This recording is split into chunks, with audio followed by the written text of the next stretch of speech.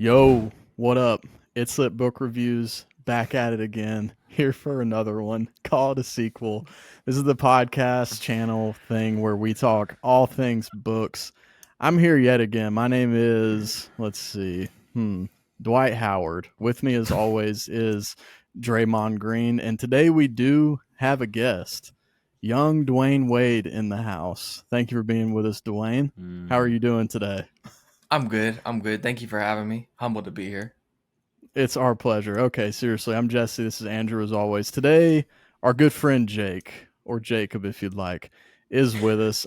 So Jake, we've been friends for a long time. It's nice to finally have you on here, brother. Go ahead and introduce yourself, man. Tell me.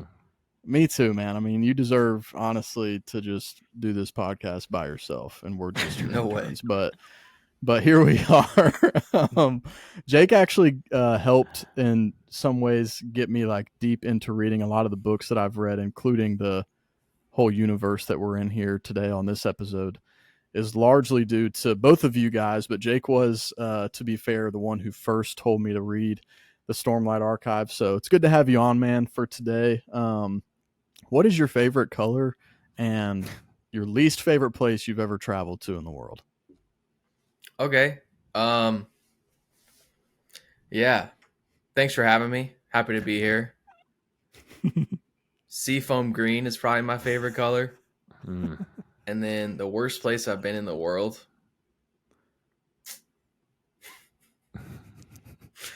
Okay. I had an answer, but you'd have to cut it. I was about to. We're about to lose a big segment of the population. I'm trying to think. The worst place I've been to? Maybe like Biloxi. Where's that? Where's Biloxi? Is that in Mississippi? I don't know. I've suppressed it. Hang on. Let me look it up. It was Biloxi. That bad. Google doesn't even know. Is that one of those places we went on like a mini-mester trip? Well, that's where my brain went. Biloxi is in Mississippi. Wow, dude. How did you know that, Jesse? Why did you go there? It's on the way to the coast. Oh. Just what did you dislike about it? Just Mississippi. Got pulled over. I was with Jacob Watts, got pulled over. Just, all around, not exactly where I want to be. I want to shout out India as a whole and say it's probably the worst place I've ever been. If anyone, India? Oh, dang. Yeah, dude. If anyone is somehow from India watching this, dislike the video right now. So 8 billion dislikes later. I know a guy that flew to India for vacation, got off the plane and didn't even make it out of the airport before he booked a flight out of India, got back on a plane and flew to another part of East Asia. India is different, bro. It's a different breed. I've been to Sri Lanka and I really liked it. I feel like there's probably parts of India that are amazing, but dude, those highly densely populated areas that you got to fly into. Yeah.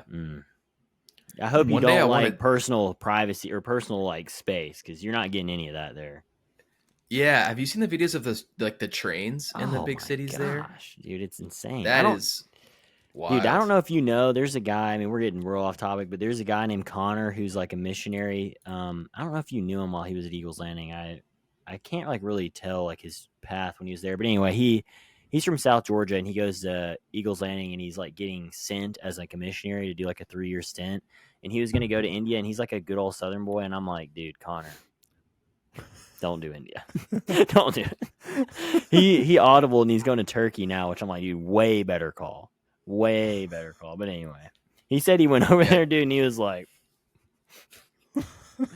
I mean, it's brutal. They live a different life. Lord, use me. Lord, use me. Lord, don't use me. Oh, no, I have my answer. I changed my answer. London. Okay. I thought you were going to say London. I thought that's what you were going to say when I asked. Cut this. Cut out Biloxi.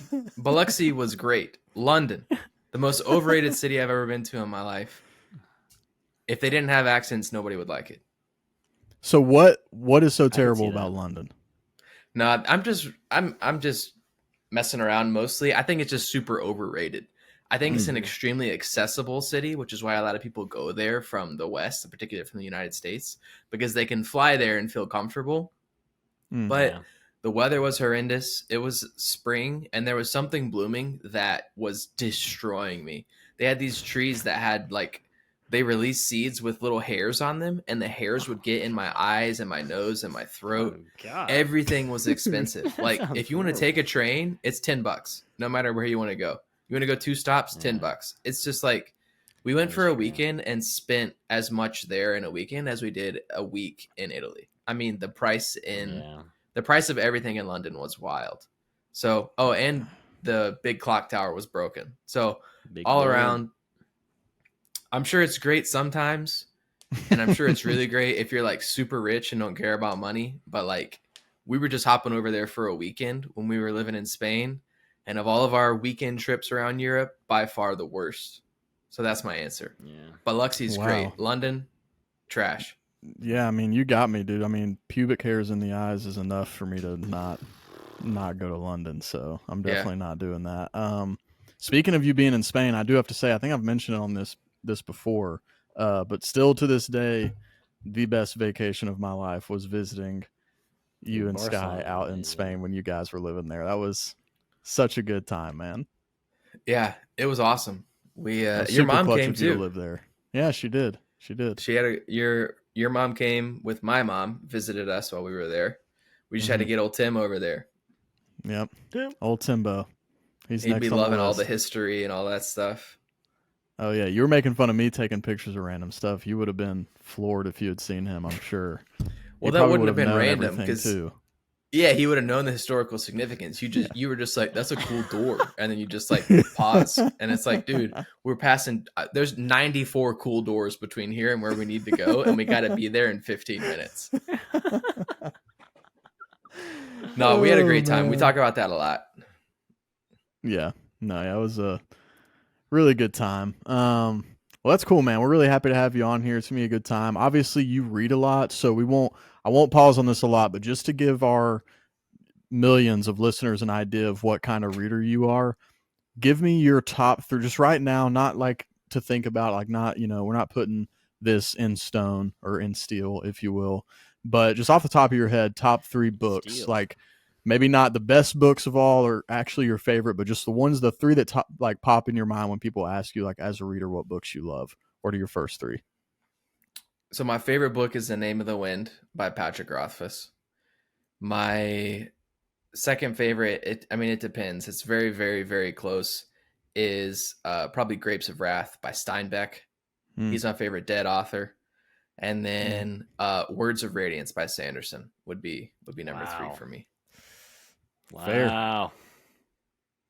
Don't ask me to say any more after that. Those are the top 3 is easy. Once you start getting to 4 and 5, it gets tough. I've only read 3 books. Weird. Oh, and this one. Oh, that's funny. Well, sick. Okay, cool. Yeah, we have not read. I've only read one of those books, Words of Radiance. I've not read any Steinbeck yet. I own Grapes of Wrath and East of Eden, but I have not read them yet. And I've not read Name of the Wind. I don't know if I will anytime soon. And so I'm just not trying to get into one of these situations where a series doesn't get finished. I feel like I'm already at risk with Stormlight, so I don't need any more of that. I'm praying for that man daily. Which one? Sanderson. Oh yeah, we've talked about it. If I could only pick one to get finished, it would be Stormlight Archive. I would sacrifice the Kingkiller Chronicles in a heartbeat to get the rest of the Stormlight Archives. Yeah, I mean, if it were the only way for everyone else to get them, I would probably give my life just for the boys to be able to have. And I'd be okay the with entirety that. of the story. I'd allow it. I think most people would. Oh my god! If anyone if that's all it took, life, we all know who it is. Oh man! All right, sick. Well, that brings us to today's topic. So we are indeed in the Cosmere with Mr. Sanderson himself. Everybody continue your thoughts and prayers going his way for any reason you can imagine. So we are going to discuss the Sunlit Man. So this is number 4 in the secret project, the thing that Kickstarter, whatever the heck Brandon Sanderson did. Andrew and I were not a part of, the Cosmere when this happened. You were, Jake, so you were kind of in on the hype. I don't know what all you purchased or what, but you were in on the hype when the secret project started, if I remember correctly, right? Yeah, for sure.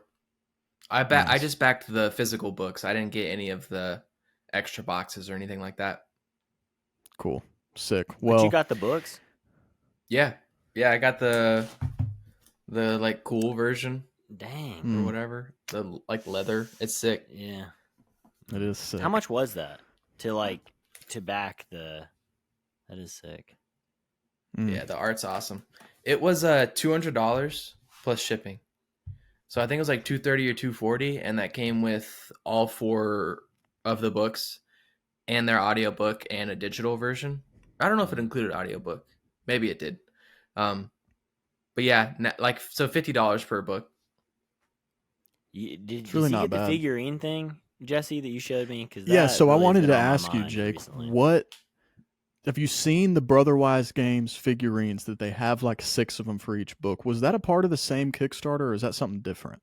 That's different. So the miniatures, yeah, the miniature campaign is separate. So Brotherwise is also working on an RPG that's coming out next year or in the next 2 years. So like Dungeons and Dragons, but set on Roshar. So Brotherwise has currently a monopoly on the rights to make board games for Sanderson or for Dragonsteel. Oh, Dragonsteel. And some friends of mine that work in the space are a litlittle irked about that because they've pitched multiple times to buy the rights to particular books to make board games, and Brotherwise has it locked down right now. But that miniatures campaign occurred prior to this one, to the Kickstarter. Okay. To the secret project. Got it. So yeah, because I saw those. You cannot find any of them except one. You can find one that is for some reason the only one that's for sale, and there's multiple of them. Mine just came in the mail today, and it's Town, however you say it, Teninalat, whatever his freaking name is, the Herald. And I got it, and when they say miniature, they're not kidding. They are small, dude. They are like they're like this big, dude. No, I left it upstairs, so I don't have it. But dude, they're this big, man. Like they look like they are so detailed in the picture. I mean, you cannot tell who it is, dude. I swear. Like, that's so funny because that's like the standard size for miniature games and war games. But then they made some bigger ones. Okay. But that's so funny that you thought you were getting like an action figure and you got a thimble. I thought I was getting something that you'd be able to see in the background on my bookshelf. There's no shot, dude. It'd be Where's Waldo trying to find that boy on this bookshelf. Oh God! But it still kind of looks cool. Yeah. So yeah, I just wanted to ask about that. But anyway, before we jump into it completely, for probably about at least a year, Jake, you told me to read the Stormlight Archive. You told me it was your favorite fantasy series, and I believed you. I was just hardcore on reading nonfiction and just different stuff. And then after you had been telling me for a while, then Andrew gets into it and he's like, dude, you definitely have to read this series. It's so good. Yeah. So in a way, it started with you, man. And now we're here. We've all read the entirety of the Stormlight Archive. Andrew and I have read Era 1 of Mistborn and the Sunlit Man and Warbreaker, and then everything to do with Stormlight. So we obviously have some stuff we haven't read, all of Elantris, Era 2 of Mistborn, and the other secret projects. Is there anything you have not read in Cosmere? Yeah, so ironically, I've read everything related to the Cosmere except for Shadows for Silence in the Forest of Hell, which is like the prequel for this book. Like, that's our first look at... That's our first look at this world, Hell. Oh, the locals call it Hell. Everybody else calls it Trinity. Oh, yeah. Okay. And so when they're talking about shades and talking about Hell, and that's why they all have those weird names like Jeffrey, and I don't know. I don't know if that's a spoiler. Yeah, I don't know. That actually might be kind of spoilery to say what planet these people are originally from. Is. We don't care. We're not proper booktubers. Hey, cut it up and fix it in post. Guy who edits, cut this. For sure. Yeah, Jeb, clean it up. So don't worry. I've only haven't read that book, which is funny because it sets a lot of the culture around why the people talk in such a weird way and stuff like that. And what are the shades? That found? Is that Arcanum Unbound? Where is that? You can get it in the Arcanum Unbound. I think it was originally written on his site, maybe, but I don't know exactly where it came from. But you can get it in Arcanum Unbounded. Same thing with Six of the Dusk. Some of that comes up in this book, very tangentially. Interesting. Okay.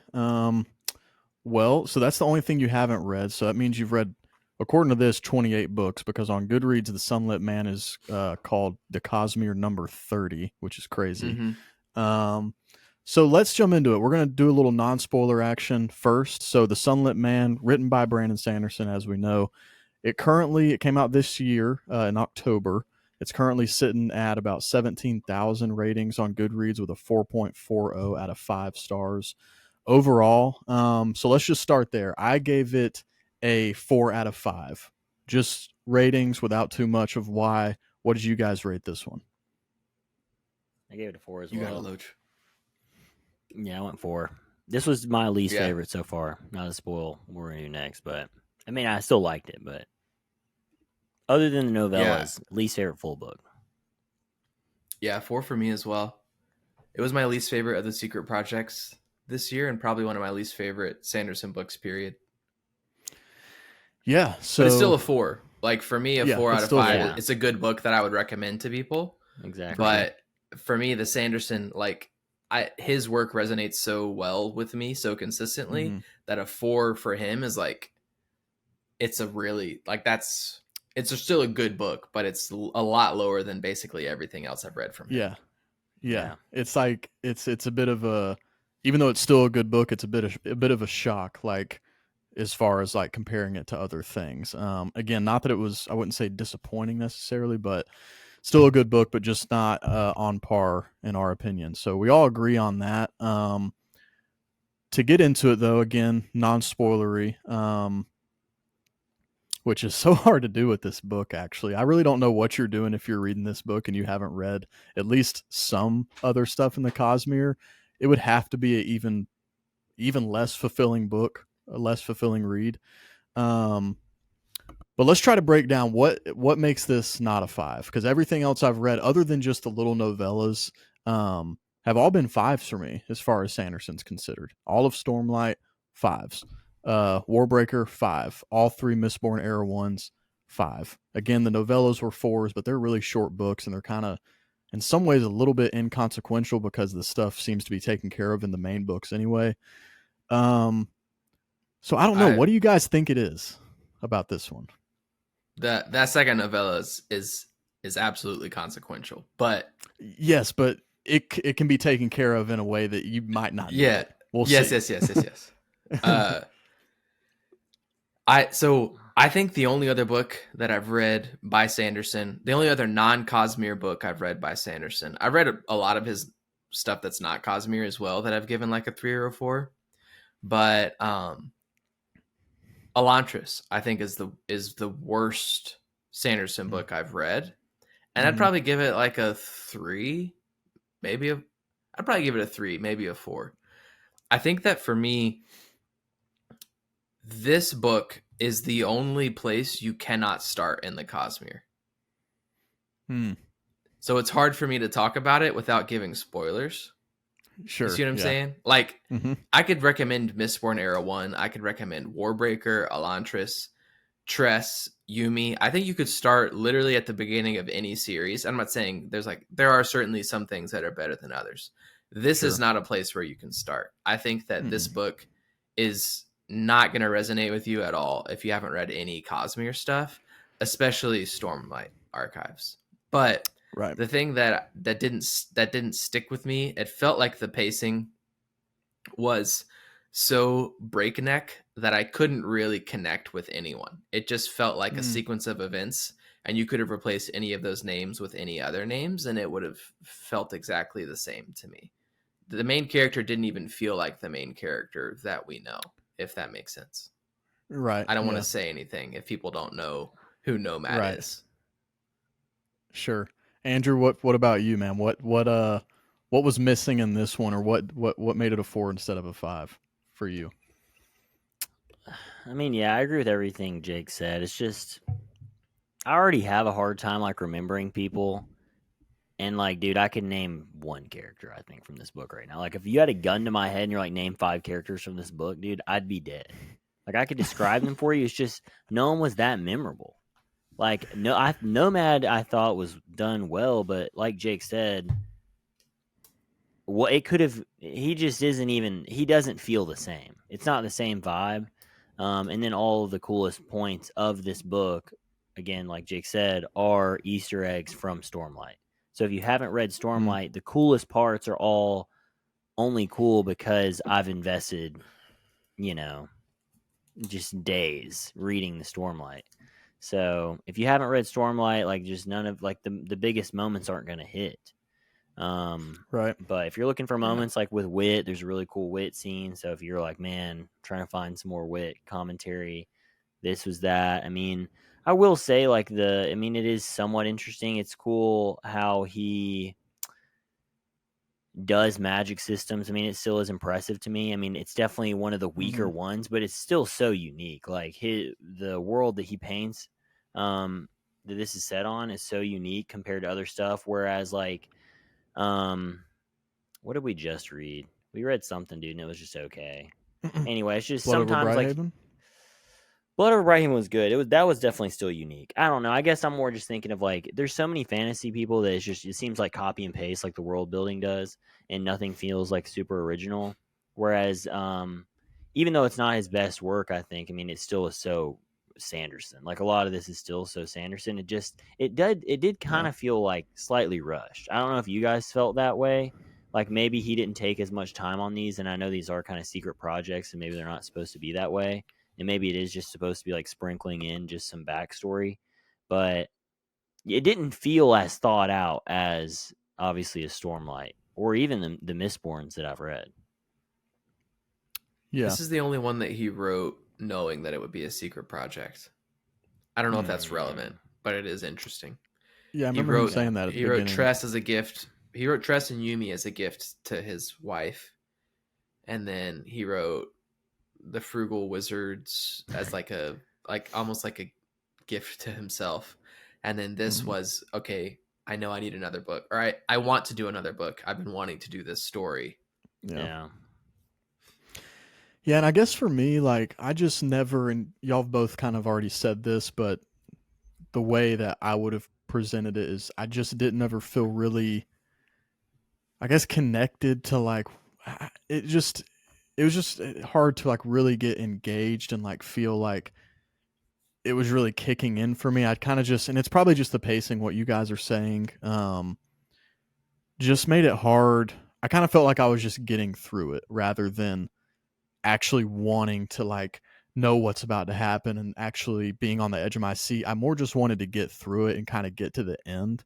And it's this weird dynamic where, which again, you shouldn't be reading this if you haven't read at least some of the Cosmere. I would argue a good bit. The more you've read of it, the better, because there's multiple different series references in this book. Not even just Stormlight, but I feel like it probably suffers from that to a degree, which you can't really blame Sanderson for because he's clearly making this book like it's in the future from anything else that we've read so far.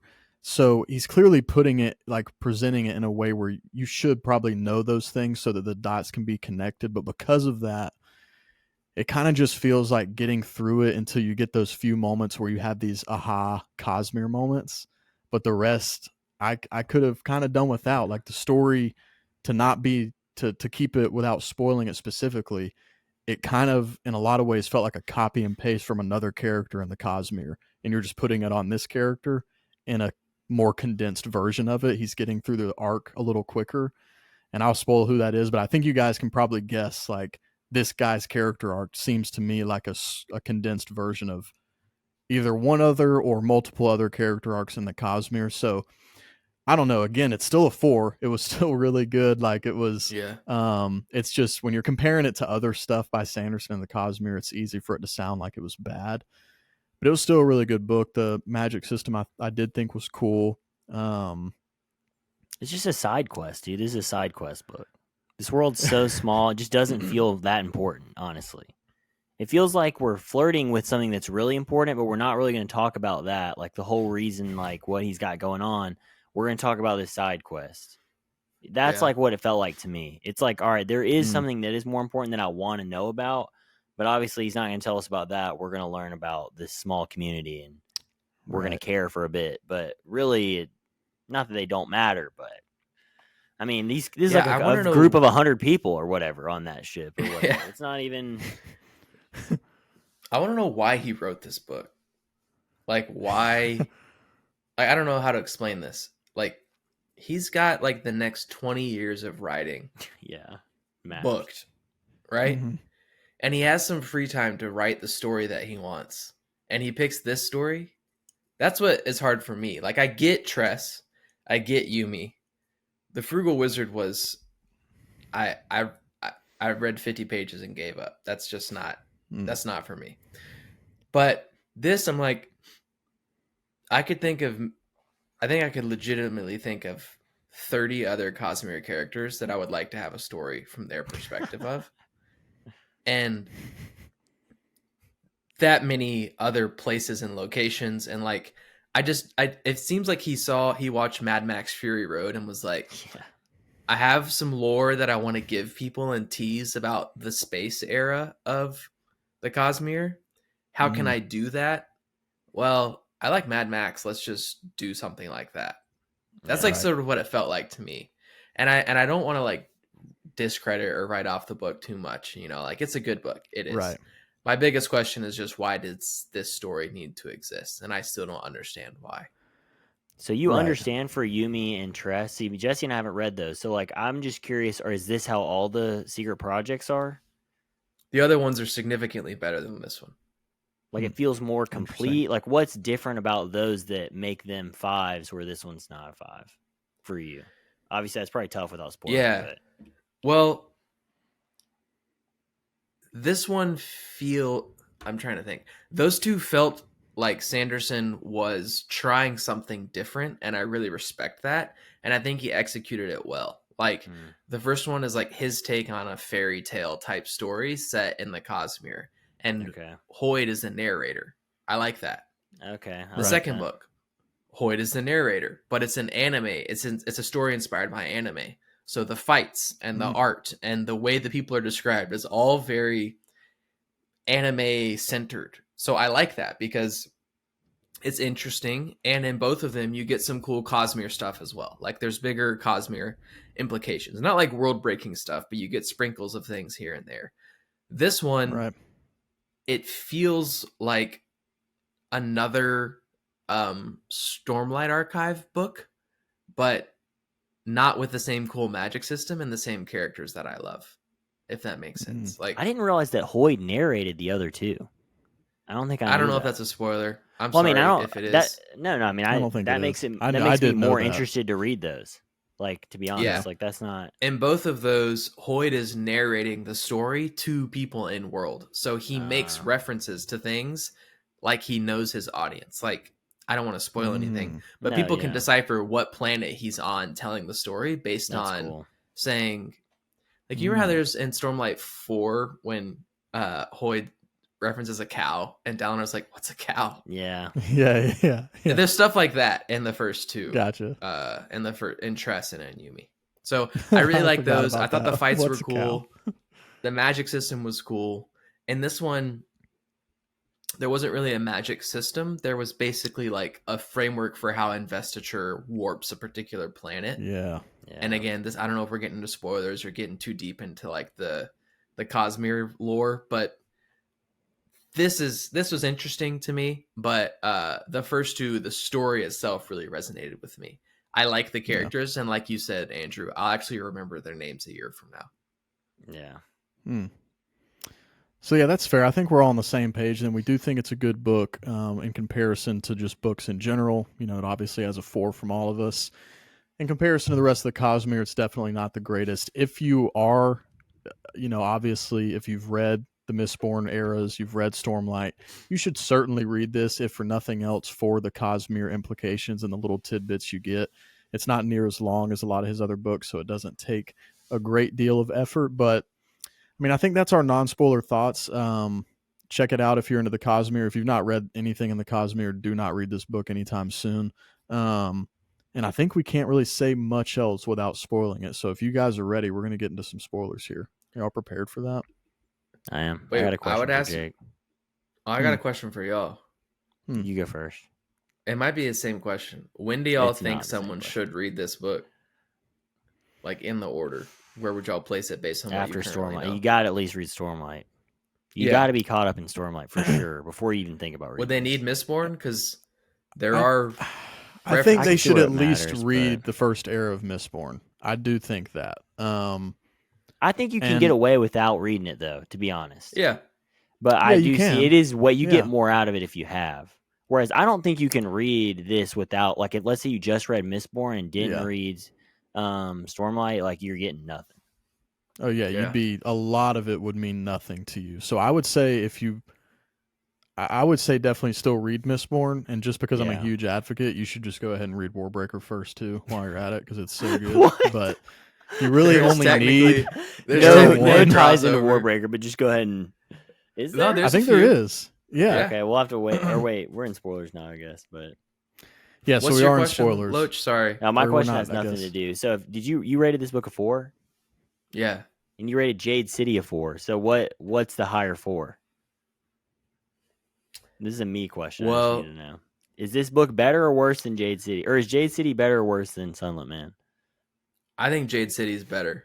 Jade City was almost a 5 to me. I could see myself increasing the rating once I read the second and third book.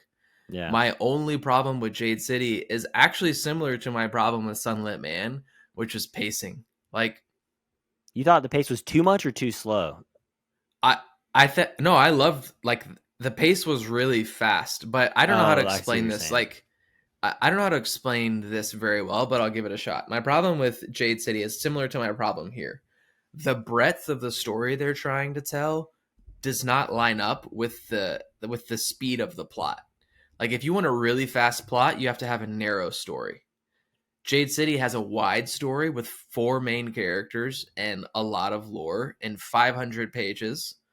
And it's super fast paced, which I love fast paced books.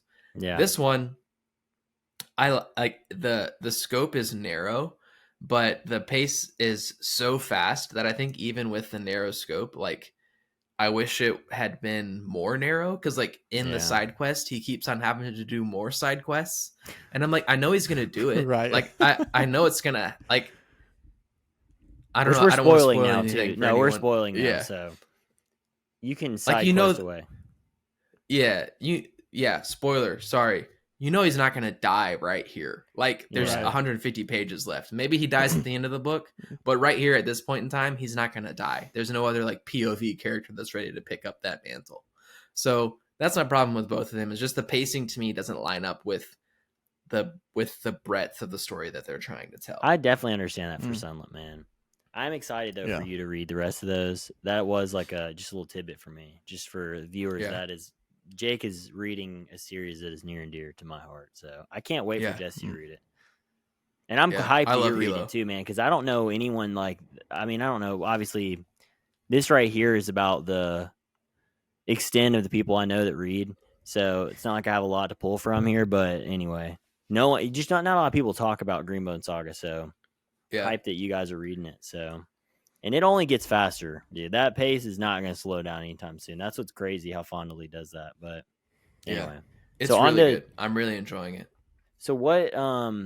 As far as Sunlit Man, to get back to that, I thought there was at least one. Did auxiliary dying, not to really just jump to the end, did that like slightly hit for you guys or no? Yeah, it hit for me. Because it hit for me for sure. Yeah. Okay. I was just... Ox, because Ox, I like the Spren a lot in Stormlight, and this is probably my favorite Spren. Like, I like him more than the Spren in the main Stormlight. Bro, you like him more than Sylphrina? Yeah, I think Syl's a little bit annoying sometimes. Dude, that's about to fight you. I think she needs to mind her own business a little bit more. But yeah, I think I really like favorite. Ox. Oh yeah, Wendell's Wendell something. There's some Spren that I'm like, man, I kind of wish that they would break their oaths. Like pattern. I mean, I'm anyone trying to that's break what I was an thinking oath to Shalon, I'm down for. But anyway, Dude, Pattern needs to reverse break his oath to Shalon, if anything, bro. Oh my gosh! Like, Speaking of breaking oaths and then rebonding with a sprint, what the heck is going on with Sigil here? yeah, So he has two bonds, right? And this was my problem. Part of my problem with the book is, and I couldn't say it in non-spoiler, is that it already suffers from you needing to know so much Stormlight, but now I kind of am a little bit bitter that I feel like it's giving me stuff about Stormlight that I can't fully understand, but kind of ruins some plot points for me potentially, I feel like, because was auxiliary his that's not his original wind sprint, honor sprint, or whatever. That's Seth's order of sprint. So that's a Skybreaker. It's a completely sprint. different order. He becomes a Skybreaker. So now I'm confused. Is there no chance though that he can bond to Spren? Because that was low key what I was thinking. There's no chance for that, right? I think the way the Nahel bond works, it's just not possible. There's probably a wob about this. There's probably like a word of Brandon about this.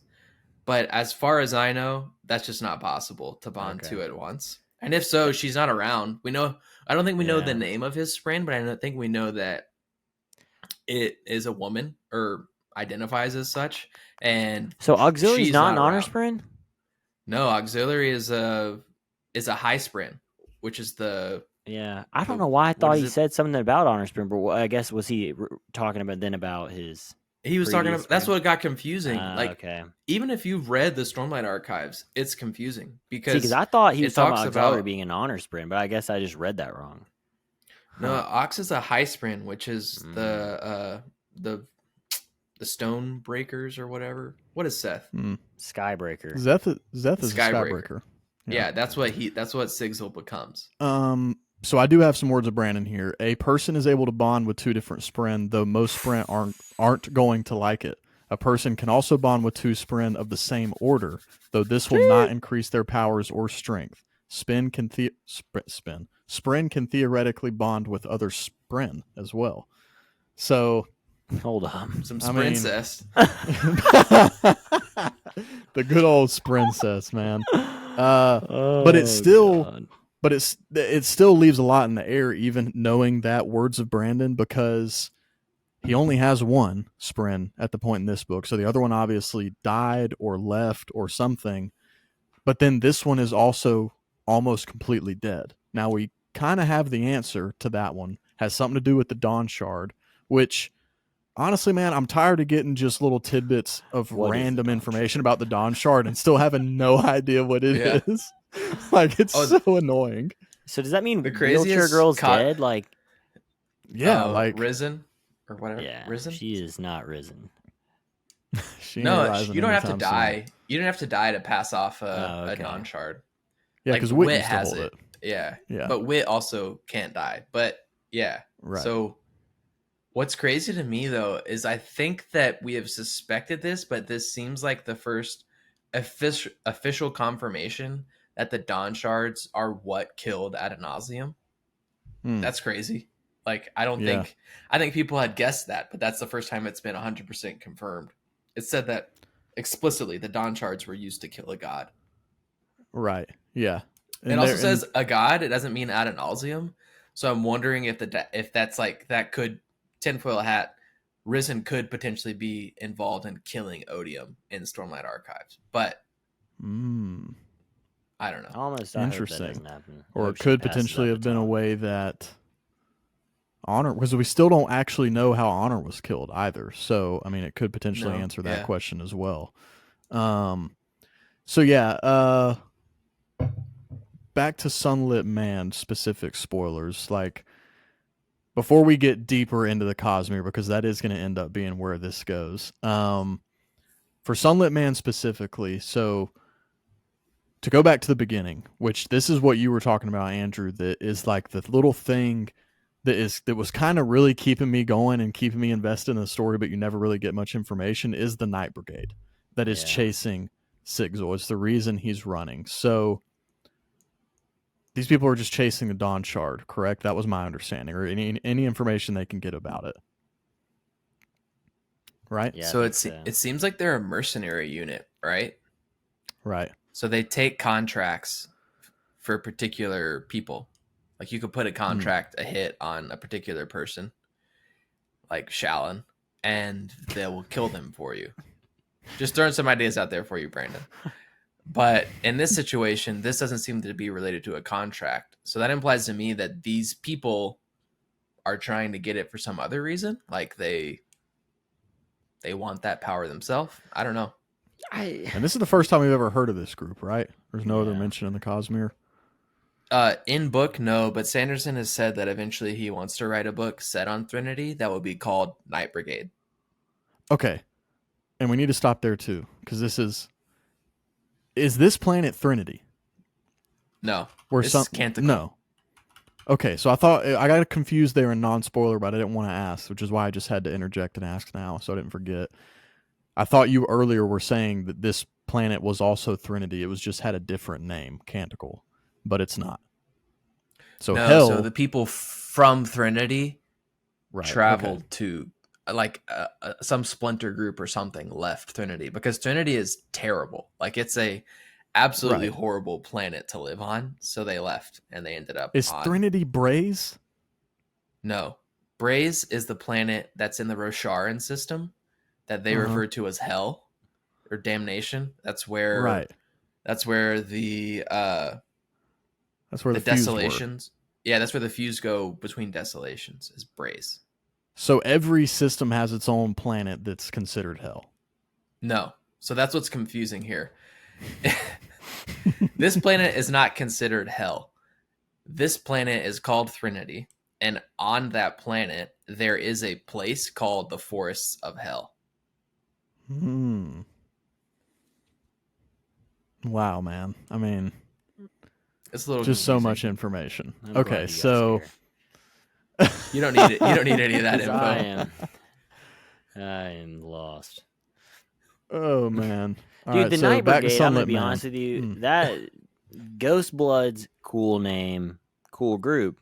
Night Brigade, I wanted to know more about him, but especially like with Jake breaking down, maybe they're taking contracts or whatever, that kind of like lowers it a little bit, for me at least, like to where it doesn't feel as like, I don't know, like as all powerful. I mean, maybe we still don't know enough about it and it can still be redeemed, but I don't know if it had that feel for you guys too, to where it's like, are we in Guardians of the Galaxy and this is just some like crew, you know what I mean? Like, can these people kill you or not? Like, are these badasses doing or are some they pirates? Yeah, like what's going on here? Who has power? Yeah, like how capable are these guys? Because Sigil's down here with 3% skip capacity, unable to accomplish anything on this planet that's the size of an island, and they cannot capture him. So how tough are these guys? Dude, my man's been looking for a phone charger for weeks, dude.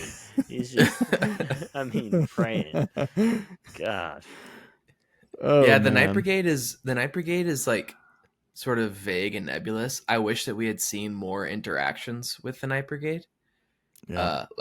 I wanted to see them fight because they seem to use shades, like the shades from Threnody, which is like an evil version of like the chorus that they keep in that big tube that like makes engines and stuff for them. Mm-hmm. Some hand waving there for sure. He's like, whoa, these people need to make engines. We'll make the ghosts of their ancestors do it.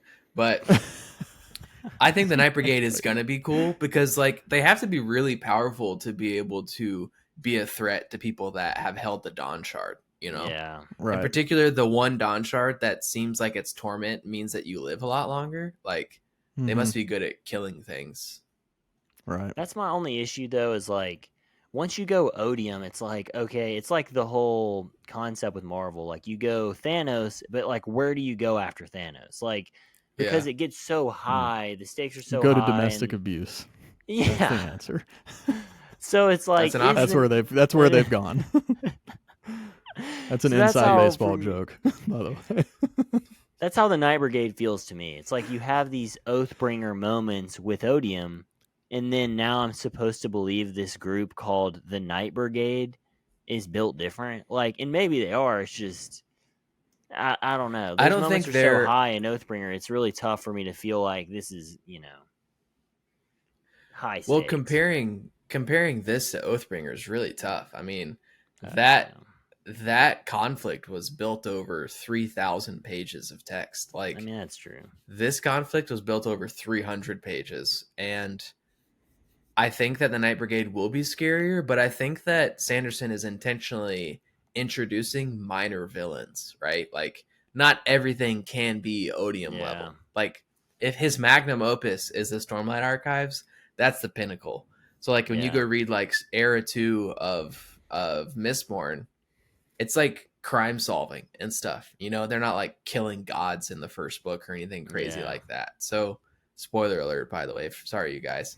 But I think that I like some of these smaller stories with smaller stakes. I get kind of burnt out on the world's at stake every time, even though in this situation the world was once again at stake. Small world. Did y'all see I read that the diameter of this planet is half the distance between LA and San Francisco. Yeah, I mean, it's like super small. I forget how Nomad puts it into terms, but you get the idea that you could run across it in like a couple hours. Almost. Like, maybe not actually, but yeah. I mean, someone who voted for Biden did those dimensions and put them online for sure, dude. No one, I mean, why did someone even post that? Half the distance from, that's just so specific. You know what why didn't they say it landed in New York? Ireland. Yeah, I only go by Texas units, all right? Yeah. Why didn't he say how many rocket launchers could fit? Oh, man. But yeah, it's definitely a small planet, all right? Small fry, small business, small little Night Brigade. Honestly, this small book can get small off, dude. I'm tired of it. I think that the most important stuff is related to the stuff with the Scadrians. That's the way he wrote the book, I think. Really? Yeah, and this is major spoilers for the Mistborn stuff, like even for Andrew and I, because we only read Era we're definitely 1. not That's there like, yet. I mean, that's way past. Where we leave off with the capacity to do that. Where we leave off with the crew is nowhere near where these scientists are. I mean, some of those people didn't have water on Scadrial in Era 1, so there's no way they're traveling the stars. No. That's going to be Era 4 of Mistborn. Era 2 is like Industrial steampunk Western Industrial Revolution. Era 3 is like 1980s level computers. So we're not even there yet. Okay, so here's my other question. This is, again, just major Cosmere implication stuff. So a couple of things. So at one point, before Sigzil, Nomad, talks to Wit. When Wit's back is turned, he thinks it might be Cal. But he also refers to things like they were a long time ago. I don't know if there's any words of Brandon or if there's popular theories. How far from Rhythm of War, for instance, in the future is this book? Do we know, or do we have any indication? What I've read online is that it's at least a couple hundred years. After Rhythm of War? That's what I've read. What? Dude. Because the dude has broken his first set of oaths and made a second set of oaths and held a Dawn Shard. Yeah, I don't see that happen in book 5. No, there's no way. So that's what I've heard. I don't know, but it's decades, right? So like the question then is Cal alive when he leaves? Or does he think maybe he's speaking to Cal? Well, I thought he's talking about him betraying all his friends and how they're all dead. Or did I make that up? No, he talks about how he doesn't want to hurt his friends, like they might still be alive. That's what was confusing. He talks about not wanting to go to Roshar, which I assume. I mean, this isn't, again, just major Cosmere Stormlight spoilers, but I'm assuming my prediction, and a lot of people agree, although I did come to it on my own. I think Kaladin's eventually just going to become Honor, but I don't. What, dude? There's You don't no think so? way. Dude, I think so, man. I think so. I don't think. We don't know of a way to unsplinter a shard yet. Well, if it's not becoming Honor in the sense that Tanavast was, it's whatever the next thing can be at this point with it splintered. He becomes some sliver of honor I'm fine to a with greater that. degree than he is just as a Knight Radiant. I can buy something's that. got to happen. Oh, but either way, we lost him, but I'm sure it was profound. It was super profound. I'm not repeating it, but either way, I just don't understand like what's going on for. Like, how are we this far in the future and we haven't won yet? Like, what is going to happen in book 5 or all of Stormlight? Like, is this after book 10 of Stormlight? Like, I don't understand. Yeah, I think so. What? I think it's after book 10. Yeah. See, I don't like that if that's the case. So we know there's going to be like an in-world gap of like a decade, right, or like 15 years or something like that between book 5 and 6. Right. But book 6 to book 10 is not going to be that long. So, do you think this occurs more than 20 years after book 5? Well, that's what I just don't get is if this is my impression was that Stormlight 10 is going to end the Cosmere. Like the Cosmere is done. There is not a Mistborn, there is not an Elantris. Stormlight 10 ends it. You know what I'm saying? Kids have to have something to write. Dude, I'm almost like wanting to back out at this point. Like I don't know if I'm ready for all of this. But dude, especially I'm gonna be toting that thing around in my wheelchair and my nursing That's what I'm home. saying. If we wait for Stormlight 10 and it's only been, if we can't cumulatively like go through the years as Roshar is going through the years, then that does make sense, and I don't know if I want to be a part of it. Like the Rosharian system needs to age faster than we're aging currently. I think. That's like fair. You know what I mean? Like we can't be 78 that's totally when book fair. 10 comes out. Like, and if it does come out at 78, then we need to be deep into the future for sure. Well, if it does come out at 78 and it's not over, I might not see the end. So it's like, how is Brandon even going to finish it? I mean, Brandon's not going to see the end. Yeah, that's true. Yeah, it's tough. The thing is he picked up where Jordan left off with the Wheel of Time. So I think that he has set up a contingency plan for that by bringing on Dan Wells. And I think that we're getting the end of this story. I mean, the three of us might not be alive when it comes out, but somebody will be.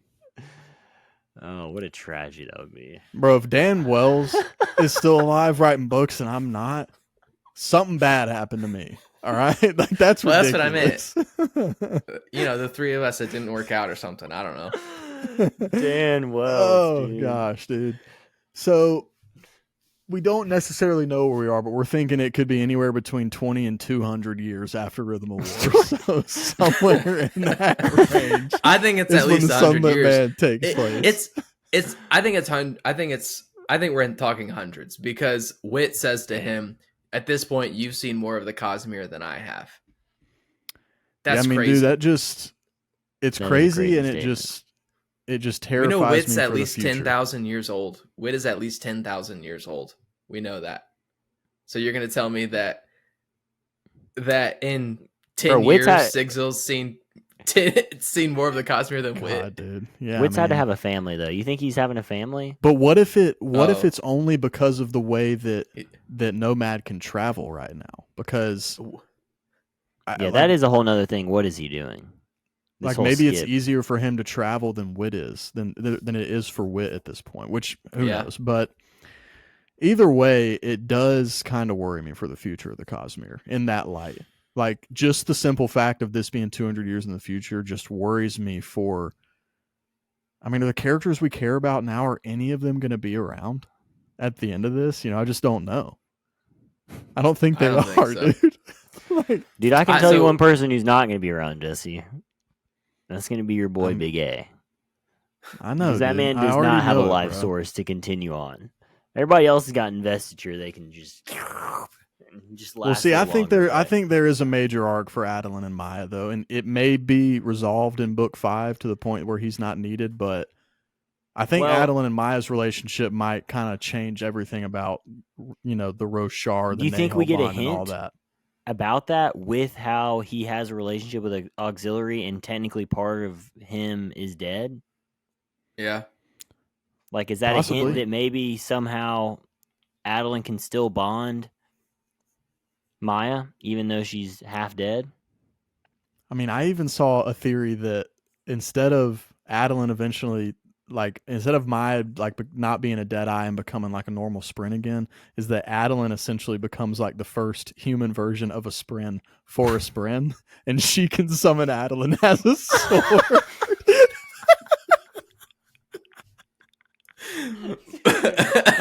Dude, can you imagine? Jesse's over on Cosmere 4chan. Dude, Jesse's finding the craziest things I've ever heard. Can you imagine Adeline getting summoned as a sword? All that character development for him to become a sword. Oh man, that'd be great. Oh man, God. Jeez. So I mean, it's so hard to keep on track with all this freaking Cosmere implication bullcrap. But what if we just go planet by planet? Yeah. Okay. Let's start. Scadrial. Why is Warbreaker? Okay. Yeah. That's the easiest. To start. Remind me of the exact reference. Is Jesse still laughing on your screen, by the way, Jake? No, I can hear Jesse. No, but his video. Oh no, his video. He's just looking at the screen. Oh, okay, never mind. No, it's still pretty choppy. No, dude, he's still laughing from that Adeline getting drawn as a sword on my screen, and he's it's slow mo. Your voice is caught up, Jesse Riches. Anyway, I mean, that is probably the funniest thing that's been said. That is hilarious to think about. Shouts out to whoever came up with that theory. I love the crazy Cosmere theories and the people that ask the weird questions. I like that stuff. The BEUs, the breath equivalency unit. That's right. Yeah. That's right. Duh. Yeah. So he has to get to at least the 9th heightening to be able to skip. So that's like right below the God King, right? Right. Oh my God. So that's crazy. That's so much investiture. But that also implies that the planet from Warbreaker, which one is it? I always forget the name of the Warbreaker planet.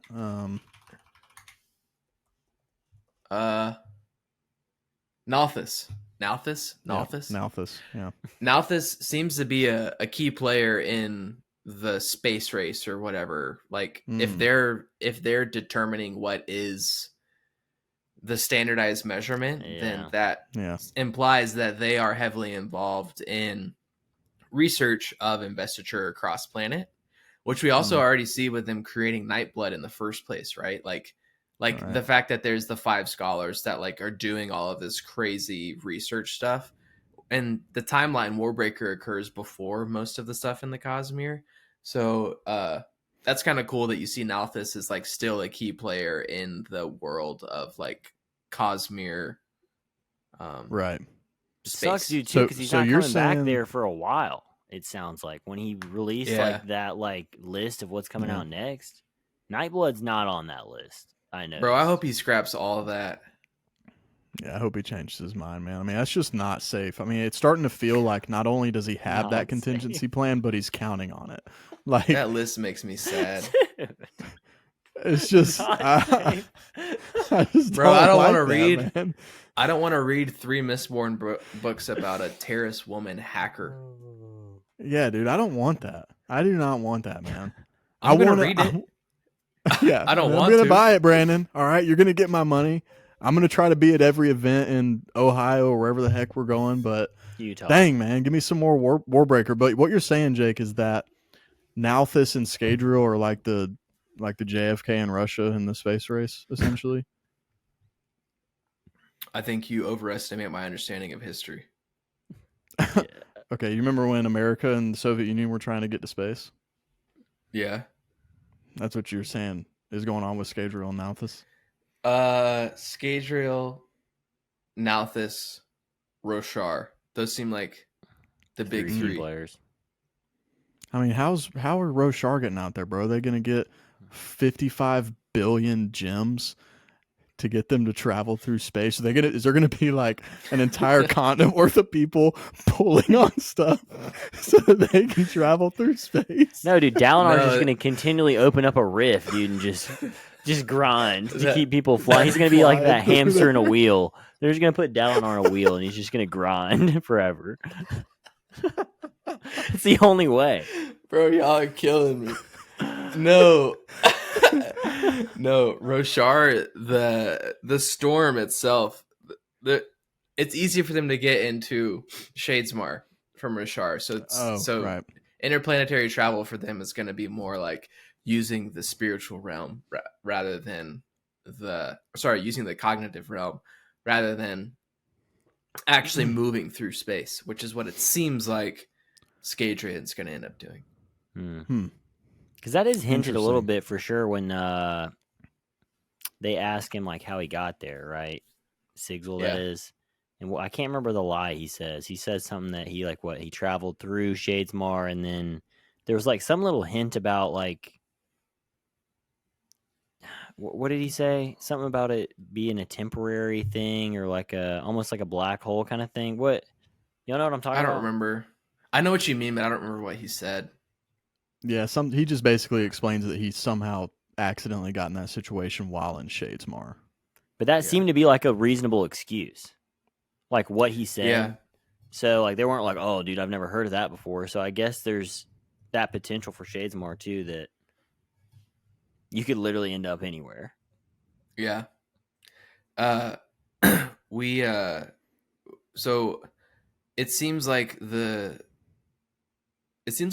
Scadrial maybe will be like the forefront of space exploration, but even ahead of them is probably going to be Cell, the people from Elantris, right? Because like I can't say anything. Yeah, we don't know anything about that.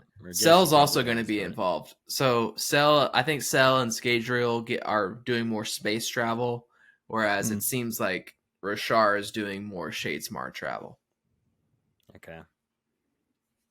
Interesting. But I don't know. We'll see. I just want to see some space battles. Do you think it'll turn more sci-fi? Yeah. It's going to go from traditional epic fantasy into Star Wars really quick? Yeah, I mean, we got lightsabers. Pretty much. Yeah. I can see that. We do. I could see it happening. I mean, it seems so daunting to take all of these different magic systems. You have Night Radiance, you have Allomancers, you've got the God King, and then you put them all in spaceships, and it's like, how does this not end when all of them just dying really fast? Like, I don't understand. Yeah. It just seems like much. That could be the ending. There has to be a main planet that matters more than all of the other ones. Scadrial seems to be. Oh, Scadrial. Scadrial to me seems to be the core thing. Like that's the Ghost Blood's like thing.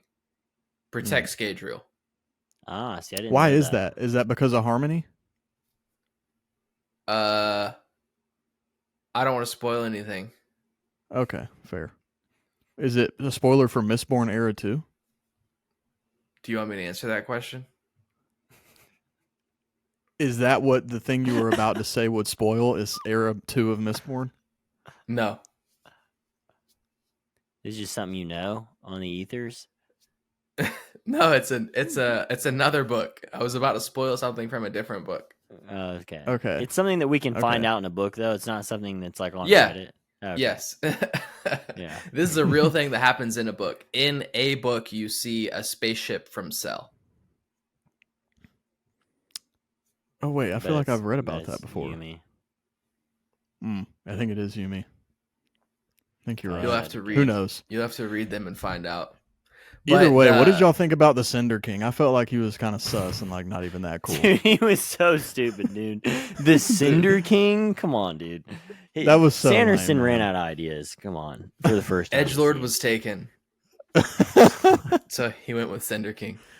And even though I didn't like you said, Jake, it's not even really technically a magic system, I guess. It's more of just that investiture on that planet. But the whole sunken chest with like a Lava Heart just didn't do it for me, man. The visual of that it just didn't do it for me at all.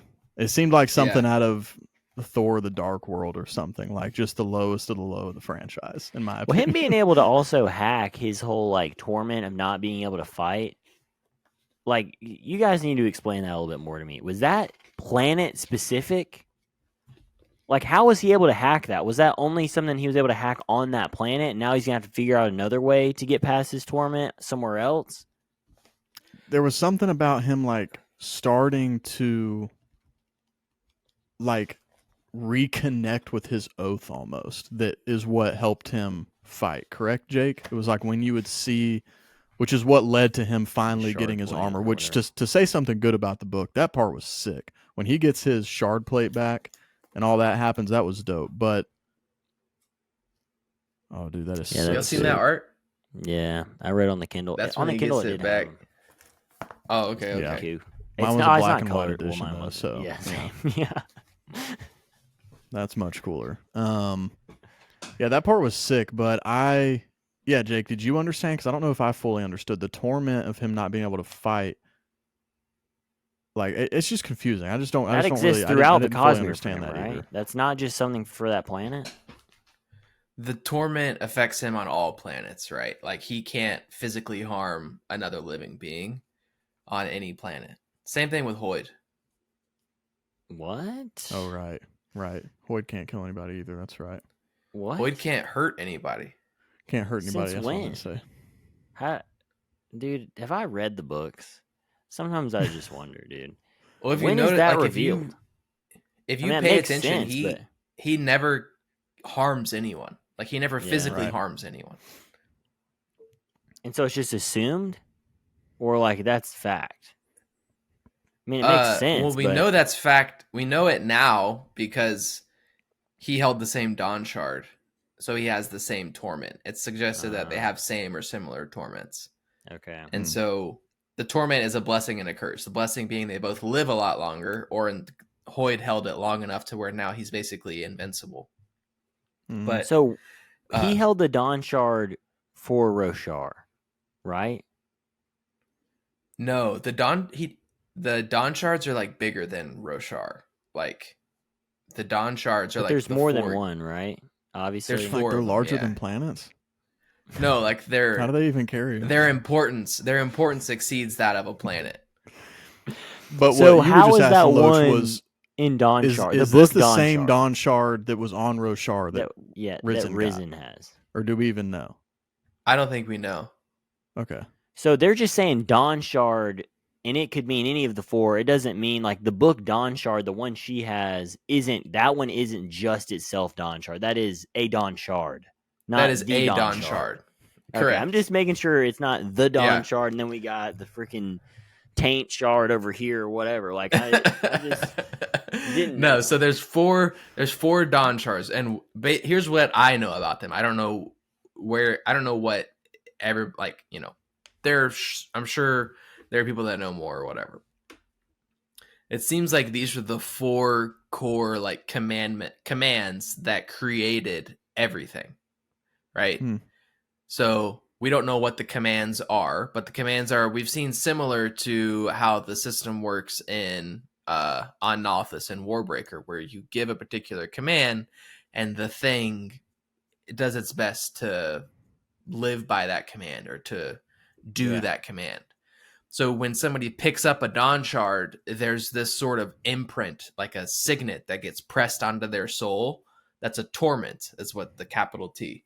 It gives them a strength, but also a curse that goes along with that particular command. So maybe the command for the Dawn Shard that Sigil and Wit held was like live.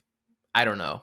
Because that could make sense, right? Because live implies you have to live a long time, but it also means that you value life so much that you're not willing to or able to hurt something that's living, right? You see what I'm saying? It's like a double-edged coin. So maybe one is like change or something, where the blessing is a good thing related to change and the curse is a bad thing related to change. I don't know. I'm just throwing out words, but that seems to be what we know about the Dawn Shards, and somehow they were used to kill a god. No, I think she's going to be important though. Relevant. Oh, okay. Yeah, because the Dawn Shard also is like, it's kind of weird because I think you can just kind of hold it and chill and like not do anything with it. You're just harvesting power. But like Sigil did something with it, right? And so then when he was doing something with it, he needed to power it with investiture, and he fed it Ox, and that's how Ox got killed. But if Risen doesn't try to do anything like surge binding or whatever, maybe it never has any impact on her whatsoever. So I don't know. That's and why. Doesn't her animal eat investiture too? Yeah. Riri, what's her name? Chi-Chi? Kiki? Cheery. Cheery. Yeah, Cheery. Riri. Dude, you are on one today. Oh my god, dude. Dude, we can't see you. Remember. But we can hear you, and you're killing it, bro. Dude, I'm so glad I can't see you, dude, right now, honestly. I'm so glad. Oh my god. Oh my god, dude. Dude, we're never getting monetized, dude. That's just one thing we've realized and accepted. What do you Monetization mean, is not in our plan. I'm talking about that's Rihanna, bro. I don't know if that's what you're talking about. Jesse didn't name the character, dude. Yeah, man. Get mad at Brandon for naming it Churi or whatever. Yeah, we learned some bit about Dawn Shards. We learned some bit about Hoyd. We learned some bit about Roshar. It implies that maybe people are still alive. But one thing I did want to say, going back to the thing about Cal being alive, that scene could imply that he was speaking to like a dream, because like he was talking about like storms and stuff. And remember how like the Stormfather would give visions during storms? Right. He says something right before that scene that's like, this isn't the right planet for that, or something like that. And it's like, okay, so maybe he thinks this is a vision where he's speaking to a past version of Kaladin, but maybe Kaladin's just alive. I mean, yeah, Dude, that's I'm so distracted. That could definitely be the case. Dude, he's still laughing on my screen, dude. He's still dude, I can't take anything serious. Sorry. Oh, that's this great. Is very serious, bro. Listen to me when I speak. Look directly at me when I'm talking. Dude, I wish you could see you right now on my screen. Oh god. But yeah, I mean, what's the over-under after he left that they actually used the information properly and that these people are still alive? I feel like they honestly all died 45 minutes after he left the planet. Oh, they were like, I mean, imagine if these people got the flu. Like, I'm saying, these people are on the brink of death. Like, he didn't. They need to get off. That's something else that bugged me is like he didn't really help them. Like, if he wants to help them, get them off that planet. Yeah, there's only 100 of them. It's really not. Give them a Dawn Shard. That's what I'm saying. Is like there's 150 people. Like, I get that you're skipping and running, but you got to send somebody back for those people. Like, yeah. Where do you think he's at now? On that beach. We see a photo at the end of it. At the end. I don't know if this is canonical, but we get this picture at the end. Did y'all get that one? Well, he does say he sees a ship that. like off the shore. Yeah, so I read a planet that. with water. So that Hmm. eliminates some planets, unfortunately. Maybe but it could just be anything. It could be on that world. Probably Middle Earth. Dude, so what I was gonna say, do y'all not agree? Like, and I get that there's only so many storylines you can possibly conjure up for a character arc, but did y'all not feel like this was just Sigil's Kaladin arc, where he's just depressed and feels like he messed up beyond all like repair, and then finally in the end, when it's almost too late, he sacks up and gets his armor or he gets his mojo back, and then he's back on par.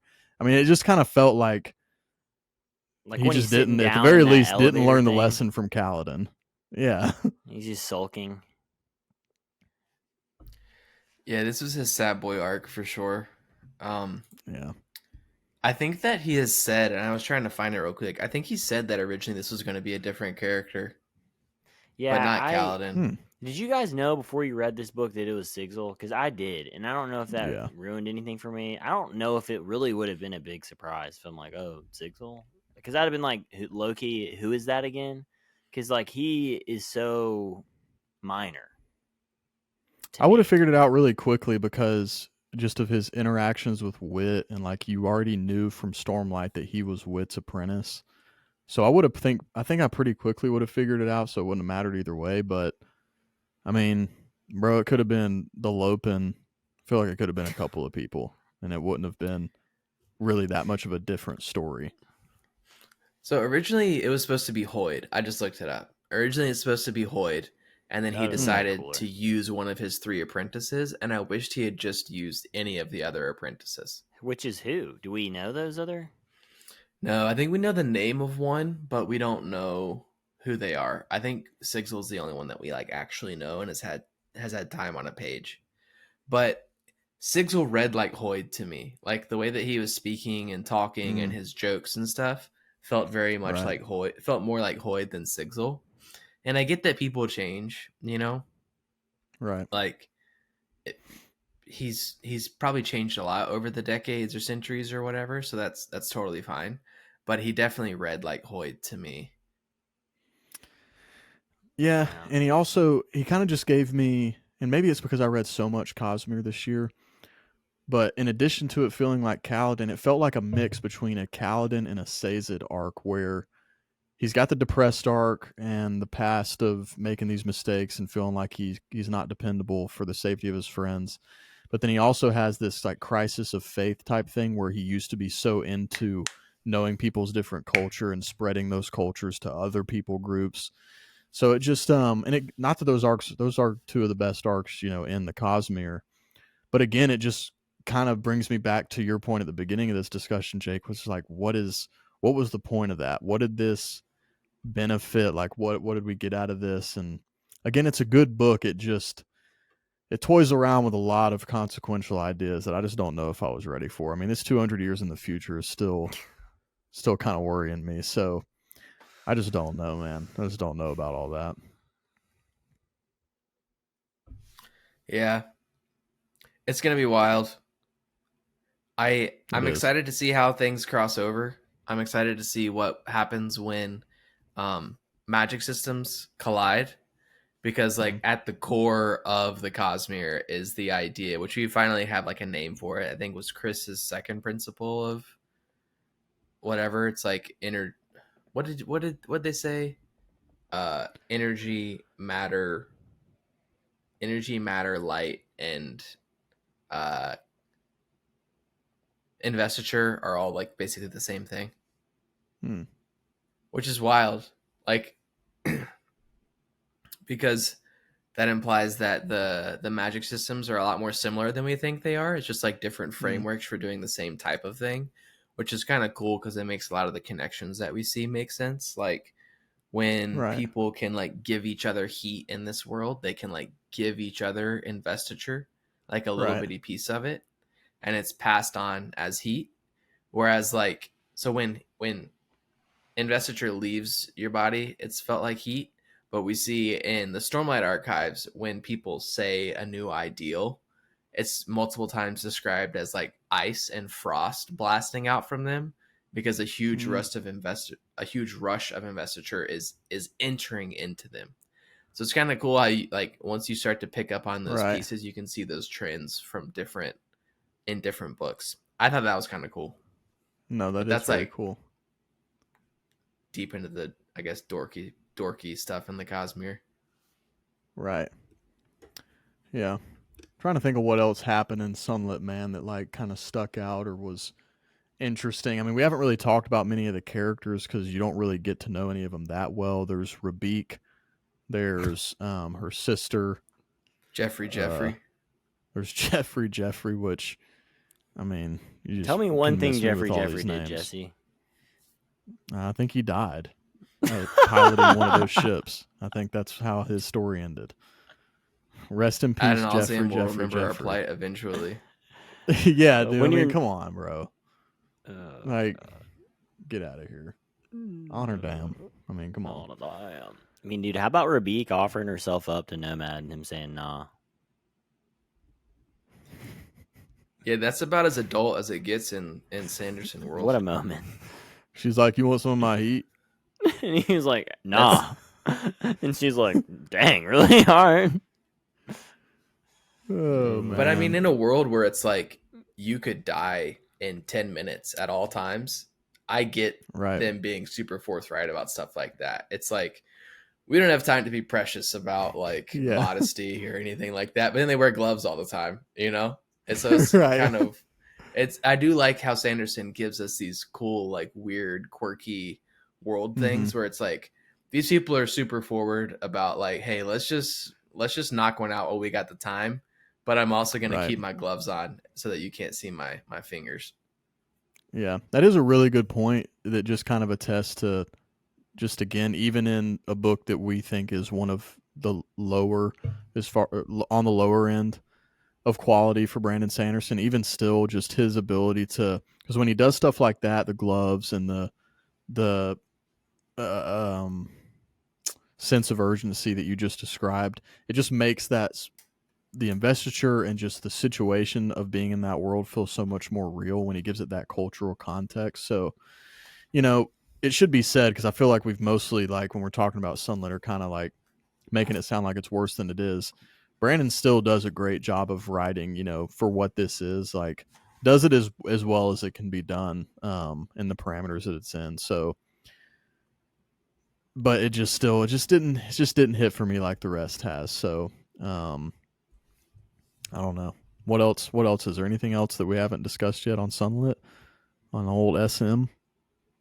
Can I ask you a history question, Jesse? Please. So the Cosmere seems to be barreling towards a cosmic level arms race. What do you think it would be interesting from a fantasy's point of view, a fantasy take on an arms race? So, like, for example, we just saw Oppenheimer, right? Everybody saw it.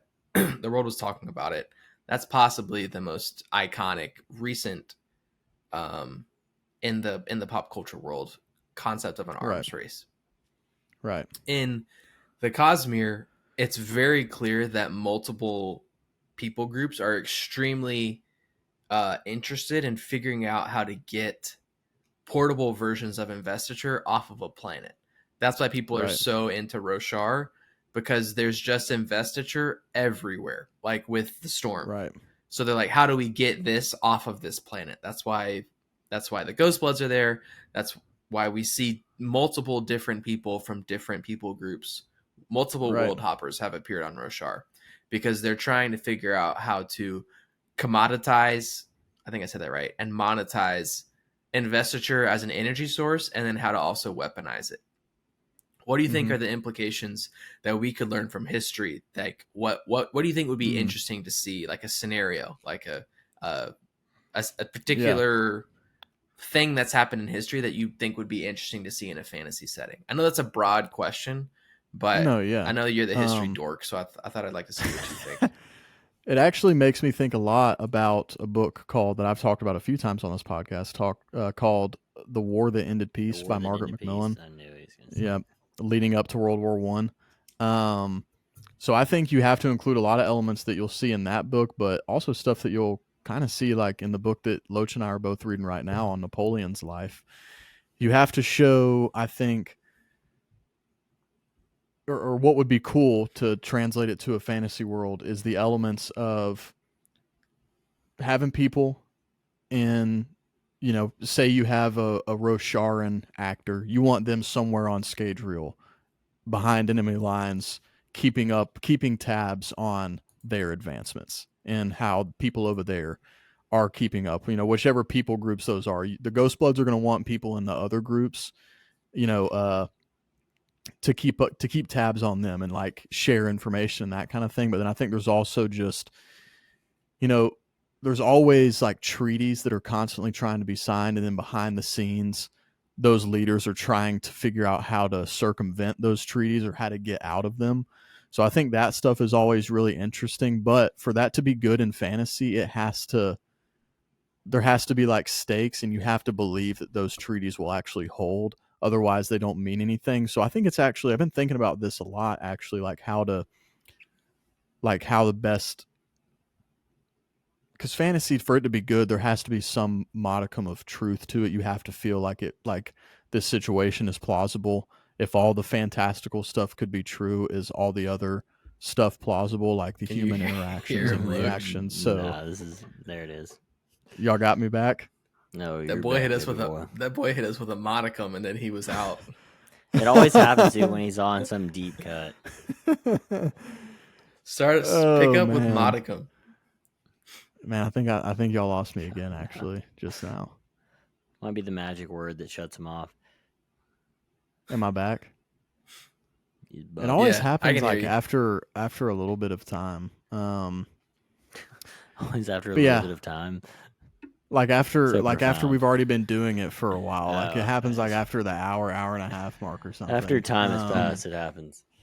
But yeah, I think having spies embedded in enemy camps, and then like treaties that you're trying to like, you know, one party wants to push the treaty further because they're not quite ready for the war or whatever it might be. So I think that kind of stuff will be cool. And I think Sanderson's like, he can do it so well. He already does stuff so well that like you can tell he knows history or like the overall implications and way things went down. Just the way he presents like different diplomatic interactions and that kind of stuff, especially in the Stormlight Archive with like the different societies, like the Alethi and the Thalens and all these different people. So yeah, I think it could be really fun. I'm excited to see the arms race. I mean, it's an arms race / space race. So, you know, you obviously have to have at some point a story of some unwilling participant being ejected into space to see if the space machine works properly. So hopefully that'll come up at some point. I'm not gonna lie. I think I'm uninterested in that. I think I want to just know what happens in Roshar. I'm gonna be honest with you. Like, I think once it gets too big, then I don't know. There's like a fine line almost, you know, of like. Oh, for sure, yeah. Once it's so big, then it's like, okay, what's going on? Whereas, like, I love just what's going on in Roshar. Like, I like the potential of things being able to happen off world, but I don't know. I just like so much what's going on just in Roshar. And, you know, the Shadesmar thing is I'm including that in Roshar. So anything that can happen via Shadesmar, I'm not including in this, like, intergalactic, like, battle of the ages. Yeah. But I don't know. I don't know if that makes sense. Like, if the planets are tied in, like, you know, where the fuse go and that type of stuff, like, for some reason that feels connected enough to still feel like Roshar. But, like, once we start getting to where, is Mistborn now going to be deeply embedded? Like, I think the Ghostblood stuff is interesting, but I don't know. Like, I think it's interesting on a concept of like what you were saying, Jake, of them just trying to find a way to take investiture somewhere else, and then that's all I really need to know. Almost like I don't really need to know more like anything else, because what they have going on over there, I almost like have it as though, well, that's what they're doing over there and not here. Yeah, because it almost demeans Roshar if, in a way, if other stuff becomes super important outside of Roshar. At least for me, I don't know. Yeah, I just love Roshar. Yeah. Dude. I love Stormlight so much. It's like I don't really need much more. Yeah, I think because y'all started with Stormlight, right? Yeah. Yeah, I think that's definitely part of it. Because to y'all, Stormlight is the main story. Is Cosmere? Yeah, for me, yeah. Yeah. Whereas I think a lot of people, Mistborn is the main story. I see. I started with Mistborn, but to me, I feel like I started with Mistborn. I don't remember when. I kind of read all over the place, so I don't feel like there is like a main story. But the story I'm most interested in by far is the Stormlight Archive. I mean, it's my favorite series. Yeah. So I want to know what happens on Scadrial and these other planets because I think it's interesting. But to me, it all goes back to Roshar and Scadrial as well. Yeah. So, yeah. Sweet. Well, I think we've kind of gotten a lot of Sunlit Man and just Cosmere general stuff out of the way. So before we close this one out with you here, Jake, I want to ask one question of you. Are you ready for it? And it's not going to be that complicated, but just in general, not your favorite character, not the one you think has had the best story up to this point. Who in the future of the entire Cosmere, any story and you can say one that we don't know, just don't give us too many spoilers, but who is the character you are most excited to see what happens to next? I'll go ahead and tell you mine is probably going to land on Adeline, just to see what happens next with him, with Maya Lauren and him not being a Knight Radiant amongst all these Knight Radiants. Who's the one you're most excited for, both of you guys? Dang, I'm shocked that's who you're most excited for.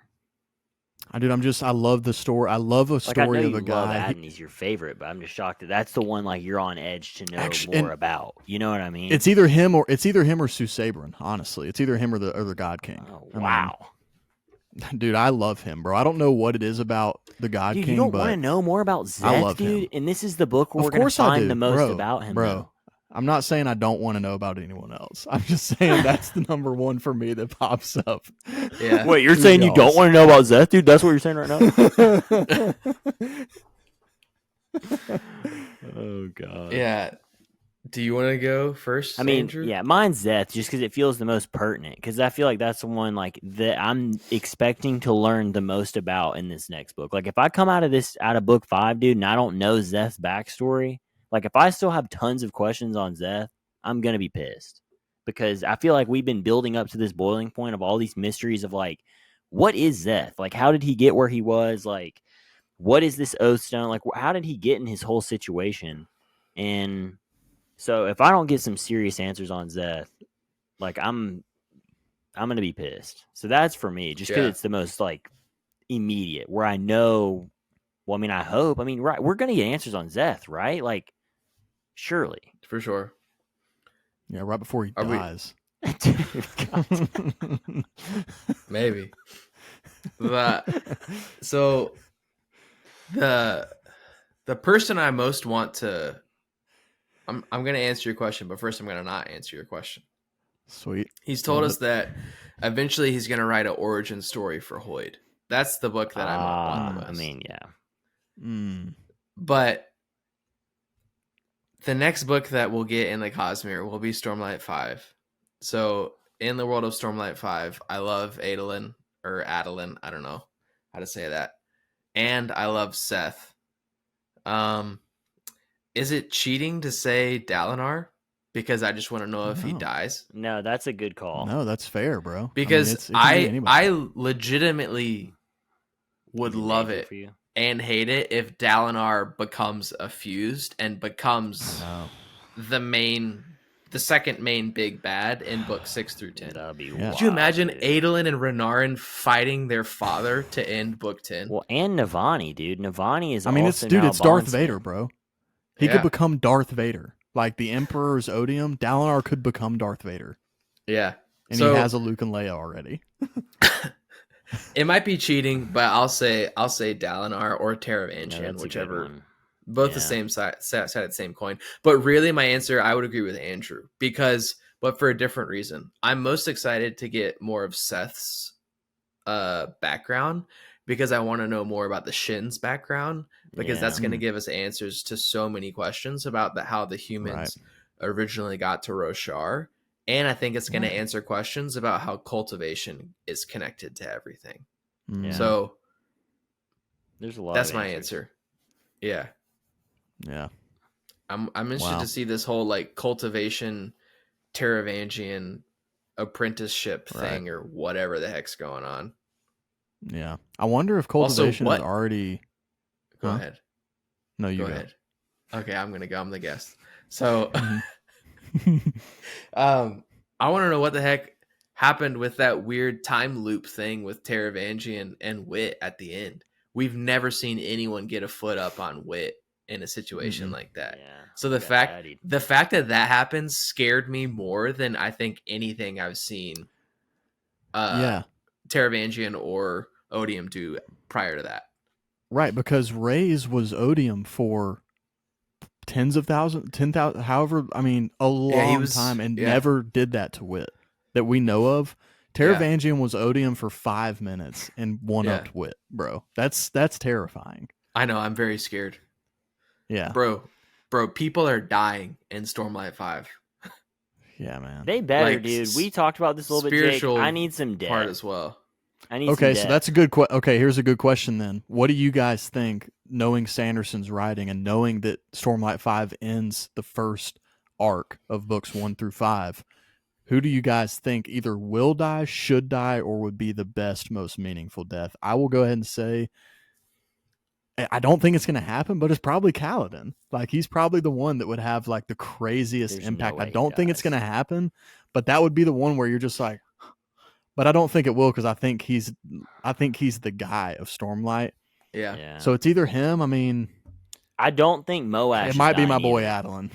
Nah, Moash is going to live through the whole story, bro. He'll probably be the He's number living one forever. guy by the end. Freaking can't stand Dude, him. Adeline could be on the chopping block, dude. I'm not gonna lie to you. He's had too much Mhm. character development that's been too good for him. We've already seen a lot of progress with him, so it's about time for him. So I legitimately think that Dalinar is not going to die, but I think he's going to lose and become a fused.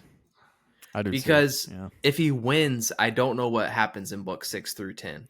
But if he loses, it's very clear what's happening in book 6 through 10, and I'm stoked for it. Do you think Jasna might die? No, dude. No, dude. You don't think she's gonna sacrifice?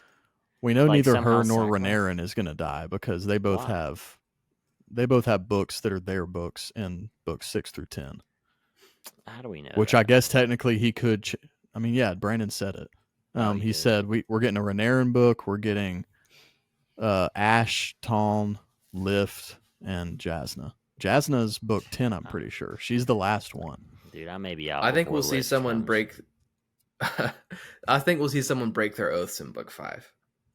Probably gonna be Shallan, dude. She's trying to kill another freaking Spren. Does she have oaths? Like, do they have oaths? Because we haven't seen anything. No action she's taken has mattered at all. I don't even know if Shallan's real, bro. She might be an illusion, a fiction bro. of the imagination. Sanderson has said that there's something different about Shallan, even more than what we already know, which is why she can already kind of like see the future with her writing stuff. We know that seeing the future is like a big red flag in the world of the Cosmere. So I wouldn't be surprised if she's some sort of like. So do you subscribe to the idea that she is the daughter of Shalash, whatever her name is? Shalashadua? No. Whatever the hell's name was? No, I don't think that's real. Okay. I just think she's bad. But that's also because I don't like her. I can't remember that Herald's name. Yeah, I don't like her either. So who do I want to die? Shallan. Who do I think's gonna die? Dalinar. Who do I definitely not want to die? Teft. That hurts. You didn't have to go there, bro. You really didn't have to go and disrespect him like that. No, you know who? Dude, that man died with hope still in his soul. All right, dude. Yeah. You need to chill. I really like the character that's like her like Shallan's like fake uncle or whatever. You know what I'm talking about? The guy who doesn't take anything serious. The dude whose wife is like low key reckless. Oh. She's the one who like he's one of the Alethi high princes. Yeah. He's an old I know guy. you're talking about. Yeah, I really like him a lot. So I hope he doesn't die. What about Eshonai? You hoping she doesn't die or what? One of the Forgotten Warriors. Not Eshonai, sorry. Leshwi? No, dude. Leshwi dies. Not Leshwi. Vinley. I don't care if Vinley dies. Dude, I could give a frick about Vinley. Dude, if we never saw her again in the Stormlight Archive, I would not even notice. Vinley is the reason that book 4 was not better than book 3 to me. I agree. What about like book 3? I liked all parts of book 3. Book 4, Vinley was just the fact that you're not even mentioning the name of book 3 and you're just saying book 3 is somewhat blasphemous. I feel like because the names are too similar, man. I get them all mixed up in my head. Dude, Oathbringer, dude, come on, man. Come on, Oathbringer. Well, that one's not similar. You're right. Yeah, but the thing with Vinley, man, to me, bro, if you're going to be in a fantasy world and you're going to take a humanoid character and slap carapace on him, dude, you got to make that story so interesting for me to not check out quickly. Yeah. Because I already, it's not a person. it's an alien. So like I already care less. I'm already not on your side. I'm on the other team. Yeah, that's why Leshwi and a lot of the Fused are so cool. Yeah, I think. No, they are cool. Okay, so soon, or else we'll keep going forever. Yeah, let's get out of here. So 4 out of 5 for Sunlit Man. That's where we're at. Anything else to add, Jake? I appreciate you hopping on here and doing this with us and diving into the Cosmere. Any other Cosmere predictions, comments, ideas, thoughts that you didn't get to say yet? Honestly, don't add them, Jake, because we can just have you on again. Because if you start again, dude, we're gonna record for another 45 minutes. Yeah, that's a good point. I was about to start talking about dragons, and I'm like, nah, that's we gotta get. That's a. Well, that's what I was gonna say a minute ago. Was I wonder when cultivation marries donkey in Shrek. Oh my gosh! And hey, you know those? What are those zombie things from Mistborn? Oh yeah, the Kolos. With the skin, the Kolos. Not zombies. No, not them. Sorry, the ones that can like take bones and become people. Oh yeah, the Khandra. The Khandra. We know that there's a Khandra somewhere in Stormlight Archive, and I want to know who y'all think it is. What? But I want to say thank y'all for having me on. Maybe it's Shallow. Maybe that's why she's different. But also, I'm really proud of you guys for doing this, putting yourselves out there. I really like the content, and I proud of you boys for getting after it. Bro, it's scary, man. Like making stuff and putting it out there. Like I've tried it. It's scary. So props to y'all for doing it. And I hope that this thing takes off because y'all are doing good stuff. It's less scary when you don't promote it and like no one that knows you knows that you're doing this.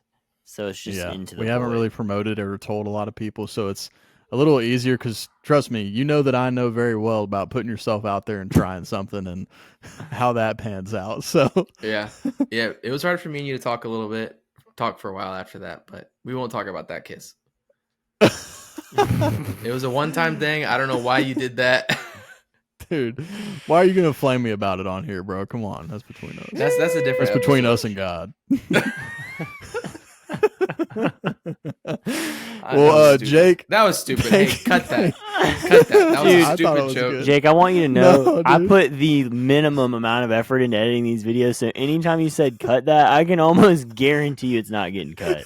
Dude, we've released podcasts where I'm like, dude, Jesus Christ, I forgot to cut that one part where we went way too far, and I have to cut it while it's on YouTube. It's already been posted. Thank God no one actually watches our videos, dude. Because, oh man, yeah. We'd be out here just gunning it. That's all we know. Sweet. Well, thank y'all for having me on, and thank y'all for doing this. I like y'all. We need to have you back on seriously to do the. We do need to tier list Cosmere. Yeah, let's do it. Like soon, like tomorrow. Yeah. Okay. We'll get into it. That's it. Sunlit Book Reviews, the episode on the Sunlit Man and other Cosmere stuff. Like, subscribe, comment, follow, do all the stuff you do on the line. Jake, thank you again for being here, and we will see you guys next time.